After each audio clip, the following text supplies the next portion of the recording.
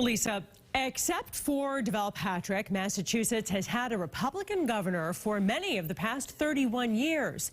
But all polls suggest that's going to change. And Democrats are going to enjoy big wins on election night. WBZ's political analyst Jon Keller shows us what one-party rule might mean to you.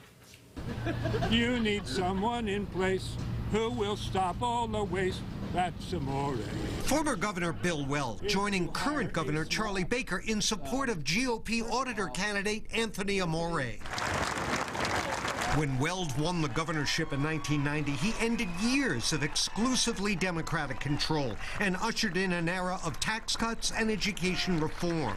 And with polls suggesting the entire Republican ticket may take a dive on Election Day, we wondered, what would it mean if we once again restored one-party rule? I'm a big believer in constructive friction. I think it's really important that you have more than one voice, more than one team on the field. Baker cited the pending income tax rebates as an example of something that might not be happening without him in there.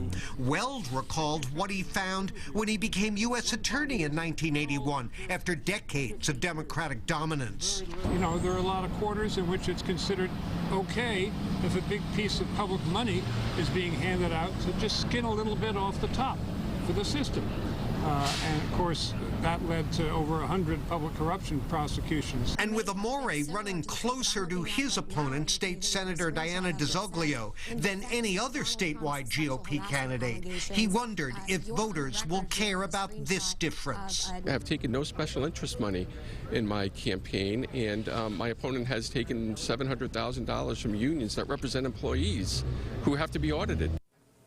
Now, the Amore campaign, Paula, later clarified that he was referring mostly to ads bought by union political action committees, which are independent from the candidate. And a DiZoglio spokesman says they're proud to be supported by nurses, teachers, and firefighters. Well, this is the interesting question because, I mean, you wrote the book, Jon, The Bluest State, about Massachusetts, right? But do you think this issue of keeping some level of bipartisan balance is very important to voters? Well, it seems as if it has been. 6 times in the last 32 years, they put in a Republican governor while electing almost all Democrats to everything else. But right now, the Republican brand is at a low ebb around here, and the polls suggest this fall might be an exception to that tradition.